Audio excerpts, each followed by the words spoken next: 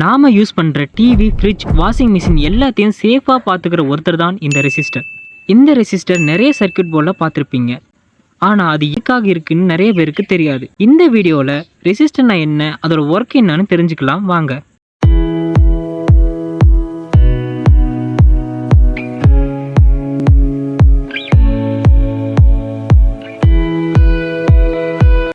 Resistor தமிழ்ல மின்தடை. ரோட்ல போகிற வாகனங்களோட ஸ்பீடை குறைக்க இந்த ஸ்பீட் பிரேக்கர் யூஸ் ஆகுற மாதிரி நாம யூஸ் பண்ற சர்க்யூட் போர்டில் போகிற கரண்ட் ஃப்ளோவை குறைக்க இந்த ரெசிஸ்டர் யூஸ் ஆகுது. சுருக்கமா சொல்லணும்னா ஸ்பீட் பிரேக்கர் ஸ்பீடை தடை செய்யற மாதிரி ரெசிஸ்டர் மின்னோட்டத்தை தடை செய்கிறது. ஓகே, இதுல என்னென்ன டைப்ஸ் இருக்கு, இது எப்படி வேலை செய்யுதுன்னு சொல்லி பார்க்கலாம். ரெசிஸ்டர்ஸை அதோட யூஸை பொறுத்து 3 டைப்பா பிரிக்கிறாங்க. 1 fixed resistors, 2 variable resistors, 3 special purpose ரெசிஸ்டர்னு 3 வகையா பிரிக்கிறாங்க. இந்த வீடியோல ஃபிக்ஸ்டு ரெசிஸ்டர்ஸ் பத்தி மட்டும் பார்க்கலாம். இந்த ஃபிக்ஸ்டு ரெசிஸ்டர்ஸை அதில் யூஸ் பண்ற ஃபிலிம் ரோலை வச்சு 3 வகையா பிரிக்கிறாங்க. 1 carbon film resistor, 2 metal film resistor, 3 wire wound resistor. இதுதான் கார்பன் ஃபிலிம் ரெசிஸ்டரோடைய ஸ்ட்ரக்சர். எல்லா ரெசிஸ்டரோடைய ஸ்ட்ரக்சரும் இப்படி தான் இருக்கும். இதில் பேஸாக செராமிக் கோட்டிங் யூஸ் பண்ணியிருக்காங்க. இது எதுக்காகனா ஷார்ட் சர்க்யூட் எதுவும் நடக்காமல் இருக்க யூஸ் ஆகுது. இதுக்கு மேலே தான் கார்பனை ஒரு தின் லேயராக ஒரு ரோல் மாதிரி சுற்றி வச்சுருப்பாங்க. இங்கே எதுக்காக கார்பன் யூஸ் பண்ணியிருக்காங்க அப்படின்னா, கார்பன் ஒரு புவர் கண்டக்டர். இந்த கார்பன் ஃபிலிம் வழியாக தான் கரண்ட் ஃப்ளோ நடக்கும்.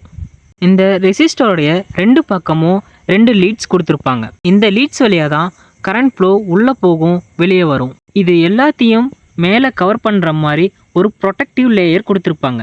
ஓகே, இப்போ எப்படி கரண்ட் ஃப்ளோவை தடுக்குது அப்படின்னா, கார்பனுடைய அணு அமைப்பு ரொம்ப ஸ்ட்ராங்காகவும் டிஸ்ஆர்டர்லையும் இருக்கும். இப்போது கார்பன் ஃபிலிம் வழியாக எலக்ட்ரான்கள் மூவ் ஆகும்போது கார்பன் அணுக்கள் மீது மோதுவதனால எலக்ட்ரான்ஸோட ஸ்பீடு குறையுது. இந்த கார்பன் ஃபிலிமோடைய லென்த் அண்ட் திக்னஸை வச்சு நமக்கு தேவையான கரண்ட் லிமிட்டை எடுத்துக்க முடிகிறது. இதே கான்செப்ட் தான் மற்ற 2 டைப்லையும் ஒர்க் ஆகுது. ஆனால் அங்கே கார்பன் ஃபிலிமுக்கு பதிலாக நிக்கல் அண்ட் குரோமியம் ஃபிலிம்களை பயன்படுத்துகிறாங்க. இந்த 3 டைப்போடைய டிஃபரன்ஸையும் இந்த அட்டவணையை பார்த்து புரிஞ்சுக்கலாம். இப்போது உங்களுக்கு ஒரு ரெசிஸ்டர் எப்படி கரண்ட்டை லிமிட் பண்ணி தருதுன்றது புரிஞ்சிருக்கும். அந்த ரெசிஸ்டர் நமக்கு எவ்வளோ முக்கியம்னு ஒரு எக்ஸாம்பிள் மூலிமா காட்டுறேன். இப்போ நான் ஒரு 9 வோல்ட் பேட்டரி, ஒரு எல்இடி பல்ப் எடுத்திருக்கேன். இந்த எல்இடியை டைரெக்டாக இந்த பேட்டரி கூட வைக்க போகிறேன். இந்த எல்இடி எரியல. ஆக்சுவலி இந்த எல்இடி ஃபியூஸ் போயிடுச்சு.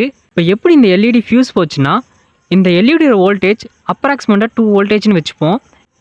இப்போ 2 வோல்டேஜ் கொடுக்க வேண்டிய இடத்துல 9 வோல்ட் கொடுத்தனால அந்த எல்இடி ஃபியூஸ் போச்சு.